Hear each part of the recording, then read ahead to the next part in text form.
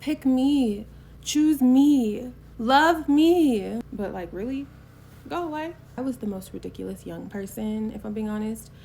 I was one of those romantic little girlies writing poems about love like I knew what it was since like elementary school. I was also actively avoiding any kind of real connections for my entire young life. It was like, oh, you like me? Don't. I was also always fake crushing on people though. And to make things worse, like, because I don't know if you heard that, I said fake. Though, like, there were also a few older boys who would, like, catch my attention. Up until they'd, like, text me and it would immediately throw me off. And they had, like, poor grammar or, like, a lack of substance in those pretty little heads of theirs, and I was over it. But when I was faking and someone else made it a thing and would say something like, so-and-so would never, and it was always girls who were either also like into those boys and their little friends, and they would talk crazy. And then I had to decide to show them who the hell I am, because baby, you're in for a surprise. But it was always a mistake, because then I'm in these situations and I'm looking crazy because I'm in character, okay? I am going for the Oscar in Girl Who Likes Boy. Now everything is, oh, that's my boo, that's my baby, my man. Ew. Because like inside, I am turned off by literally everything. Below Merp and company from around the way decided I wasn't good enough. And so now, here we are. And because I'm an actress, oh boy is now under the impression that me, a girlie who only likes the idea of love, and for other people, not for myself, is so into them, and they're my whole world as far as they can tell. And now they think I want to spend the rest of my life with them, and this is some epic love story. Things would just like get so messy from there. And because I used to be so petty about everything, like those people who were doubting it, even though I didn't want it, I made sure that they knew everything, like all of it, especially the bad things. The bad things were key, because they would become so excited.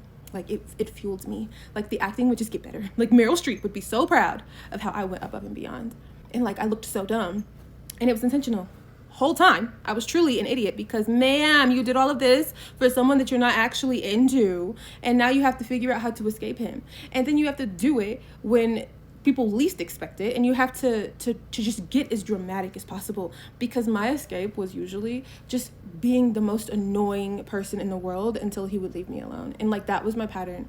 Sometimes like the escape was much harder, because some of them liked that. They enjoyed like the clingy crazy, like they liked that. And then I'd have to like switch tactics. It would take a long time. Oh my gosh, it was just a lot. Please, if I was actually serious about someone, no one knew about them. Like I protected that energy. Like still to this day, I'm protecting that energy. And so let this be a lesson, okay? Do not try to prove people wrong, because then you get older and you're now living in your truth of literally never being a lover girl, and you're enjoying the idea of possibly one day falling in love, because the idea that you love most is the idea. And then a random person for 15 years before says, well, what happened with such and such? And you're like, I literally have no idea how to answer that. But like also, you know, it was never actually that deep, right? Then you're stuck feeling completely insane, because you remember that in certain situations, in certain groups, you played this role for a lot longer than you were supposed to, and then you played your role too well. So then you're having to tell someone that they were experiencing the Mandela effect in real time, and everything that they remember was not real.